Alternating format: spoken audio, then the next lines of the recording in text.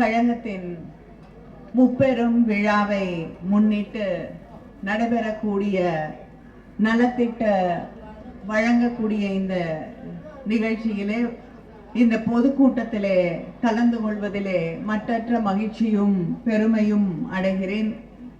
நிகழ்ச்சிக்கு தலைமையேற்றிருக்கக்கூடிய கனிமொழி தனசேகரன் அவர்களே, நிகழ்ச்சியிலே கலந்து கொள்ள இருக்கக்கூடிய அமைச்சர் மற்றும் மாவட்ட கழக செயலாளர் மாண்புமிகு மா சுப்பிரமணியன் அவர்களே,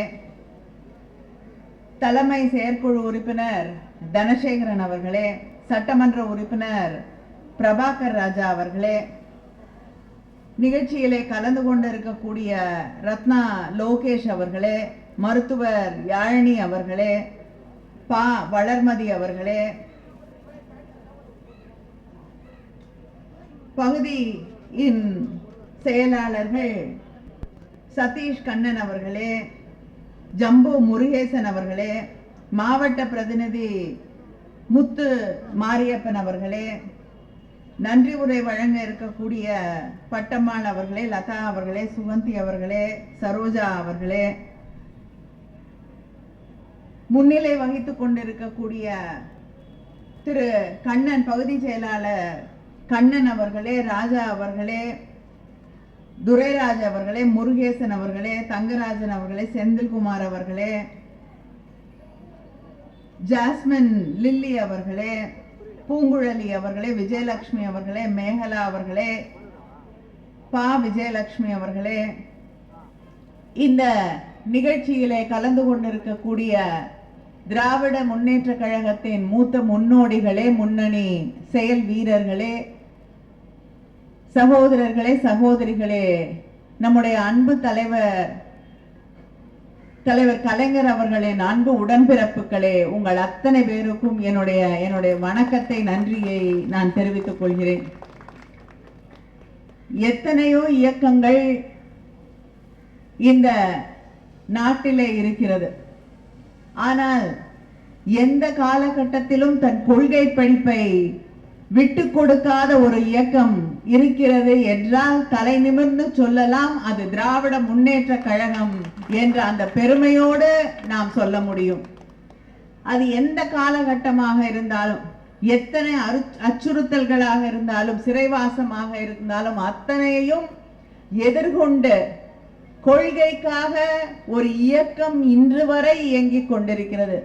தான் கொண்டிருக்கக்கூடிய எந்த கொள்கைக்காக இந்த இயக்கம் தொடங்கப்பட்டதோ, எந்த கொள்கைக்காக திராவிட இயக்கம் தொடங்கப்பட்டதோ, எந்த கொள்கைக்காக எந்த மக்களை எல்லாம் உயர்த்த வேண்டும் என்பதற்காக நமக்கு முன்னால் தந்தை பெரியார் அவர்களும் அதற்கு முன்னால் நீதி கட்சியும் தொடங்கப்பட்டதோ, அந்த கொள்கைகளுக்காக இன்று வரை நம்முடைய முதலமைச்சர் அண்ணன் தளபதி அவர்கள் உட்பட இயங்கிக் கொண்டிருக்கக்கூடிய ஒரு இயக்கம் திராவிட முன்னேற்ற கழகம்.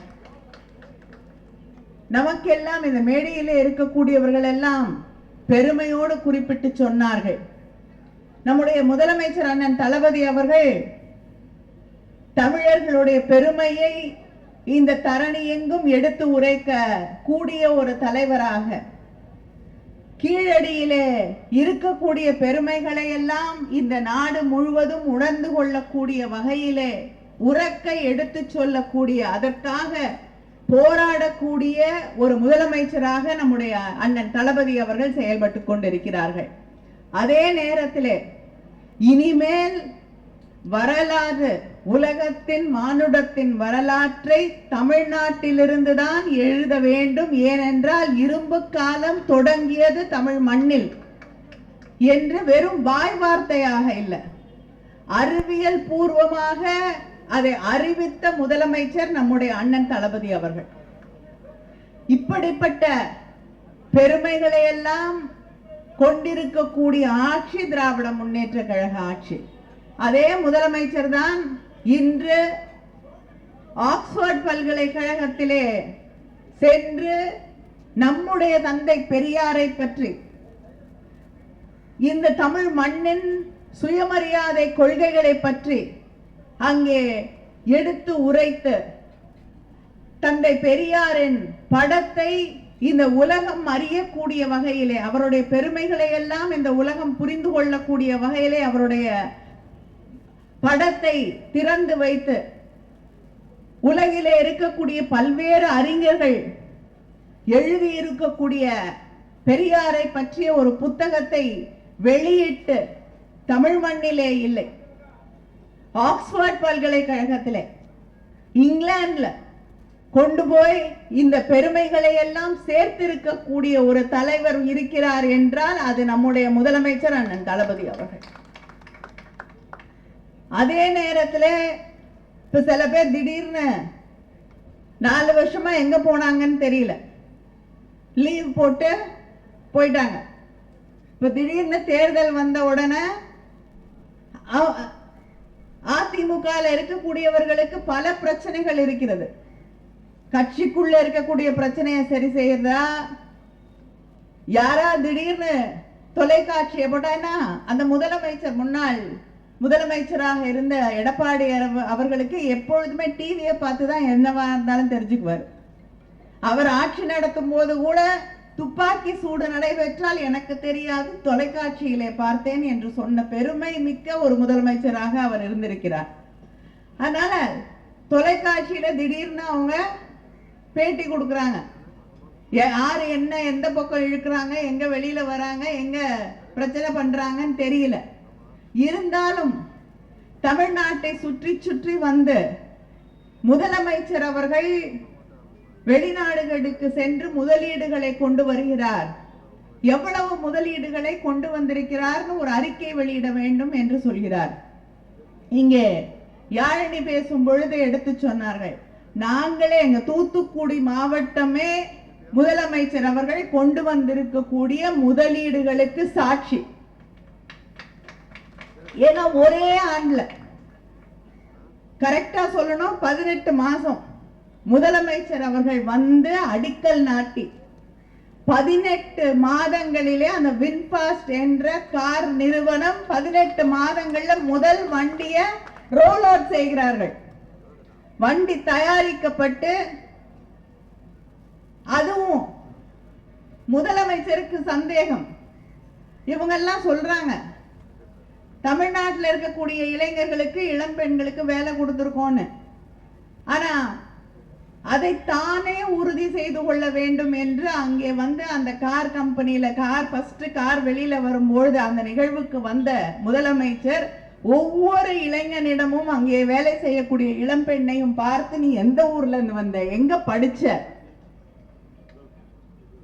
என்று கேட்டு தெரிந்து கொண்டு பிறகுதான் அந்த மேடைக்கு வந்தார்.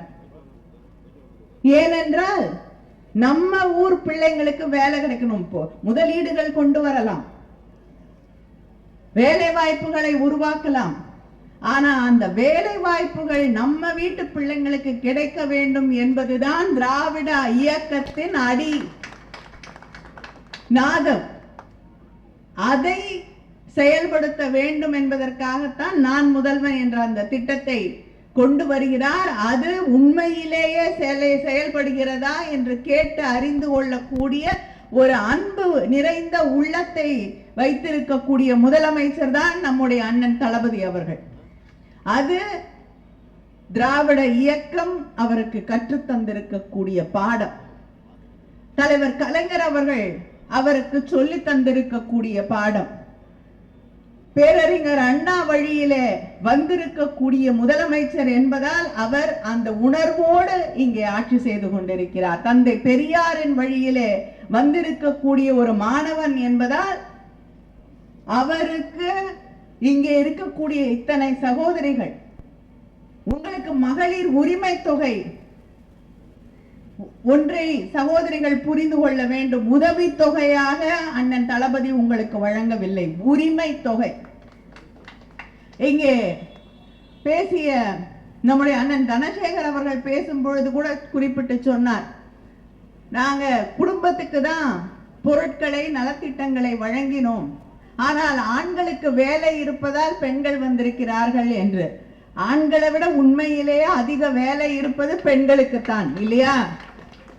இவங்கெல்லாம் வேலைக்கு போயிட்டு வீட்டுக்கு வந்து சும்மா உட்கார்ந்துருப்பாங்க. நீங்க நாள் முழுவதும் காலையிலிருந்து இரவு வரை உழைத்து கொண்டிருக்க கூடியது இந்த சகோதரிகள் தான்.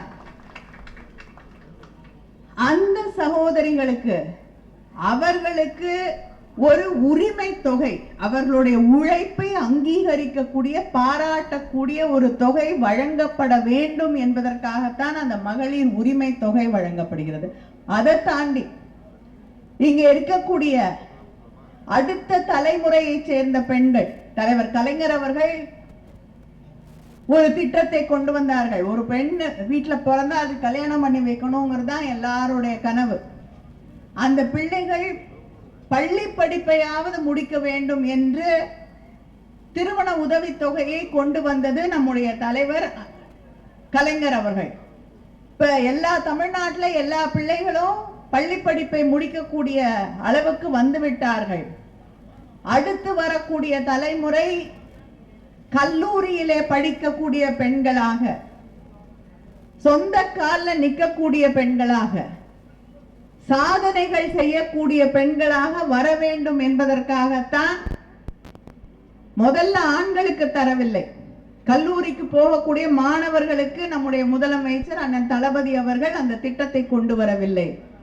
புதுமை பெண் என்ற திட்டத்தை கல்லூரியிலே படிக்கக்கூடிய இளம் பெண்களுக்கு மாதம் 1000 ரூபாய் வழங்கக்கூடிய திட்டத்தை பெண்களுக்குத்தான் முதலிலே கொண்டு வந்தார் அண்ணன் தளபதி அவர்கள். திராவிட முன்னேற்ற கழக ஆட்சி முதலிலே அதை செய்தது பெண்களுக்குத்தான். இந்த பெண்கள் கல்லூரியிலே பட்டம் பெற்றவர்களாக இருக்க வேண்டும் என்பதற்காக கொண்டு வரப்பட்ட அந்த திட்டம் இன்று ஆண்களுக்காகவும் இளைஞர்களுக்காகவும் அது விரிவாக்கப்பட்டிருக்கிறது. இந்த முறை முதலமைச்சர் அண்ணன் தளபதி அவர்கள் ஜெர்மனிக்கும் இங்கிலாந்துக்கும் பயணம் சென்றிருக்கிறார்கள். முதலீடுகளை கொண்டு வருவதற்கு 33 5 நாள் பயணம். அதுல 33 MOU புரிந்துணர்வு ஒப்பந்தங்கள் கையெழுத்திடப்பட்டிருக்கிறது. 15,000 கோடிக்கான முதலீடுகள் தமிழ்நாட்டுக்கு வர இருக்கிறது. 17,000 பேருக்கு மேல வேலை வாய்ப்புகளை நம்முடைய முதலமைச்சர் திரும்பி வரும் பொழுது கொண்டு வருவார். நம்ம முதலமைச்சரை பார்த்து கேள்வி கேட்கிறார்கள் முன்னாள் முதலமைச்சர் ஒருவர். நான் கேட்கிறேன், நீங்க எத்தனையோ மாநாடு நடத்துனீங்க இல்லையா, எத்தனை முதலீடு வந்தது, எத்தனை பேருக்கு வேலை கொடுத்தீங்க, நீங்க என்னைக்காவது வெள்ளை அறிக்கை கொடுத்திருக்கீங்களா? இத்தனை சாதனைகளை ஒவ்வொரு நாளும் நம்முடைய அமைச்சர் வந்திருக்கிறார்.